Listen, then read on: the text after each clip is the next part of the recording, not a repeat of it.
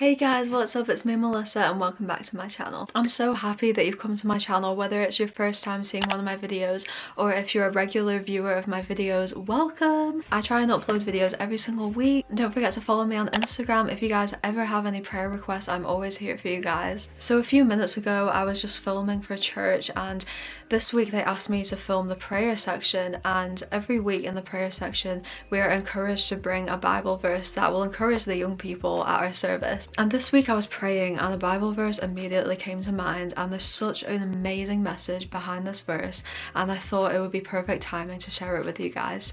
So this verse is found in Habakkuk 3 and it is verse 17. It says, "Though the fig tree does not bud and there are no grapes on the vines, though the olive crop fails and the fields produce no food, though there are no sheep in the pen and no cattle in the stalls, yet I will rejoice in the Lord. I will be joyful in God my Saviour. The sovereign Lord is my strength. He makes my feet like the feet of a deer. He enables me to tread on the heights." How incredible is that verse? I'm not gonna lie, I'm not the best at biblical history. I'm currently studying theology and we're going through the books of the Bible, so I am almost there, but I haven't actually read Habakkuk and the context around it much. But I did a little bit of research over on Google before I started filming this video, just so I could kind of understand why Habakkuk was talking like that at the end. And I found out that there was a lot going on in Judah at the time. There was a lot happening, and it turns out that Habakkuk didn't feel like he was being listened to by the Lord. This website that I found called biblica.com says, Habakkuk was perplexed that wickedness, strife and oppression were rampant in Judah, but God seemingly did nothing. So Habakkuk was just really confused. He had no idea what God was doing. He was impatient. There was so much strife and evil happening, and he just was so confused as to why God wasn't doing anything about it. Does that sound like any situation right now? Because to me it really does. To me it reminds me of our situation right now in isolation and in quarantine. I don't know if the thought has ever crossed your mind, like, God, why are you not changing anything? Why is the world not being healed?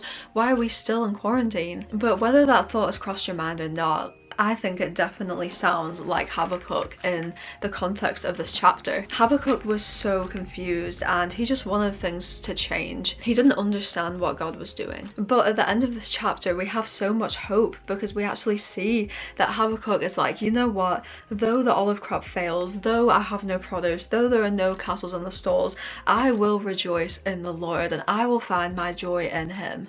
And I want to encourage you guys today. We're in a crazy situation right now. We can't see our loved ones, we can't see our friends and families, we can't go out shopping, we can't really go to restaurants. And quarantine can really feel like a tough season and a barren season.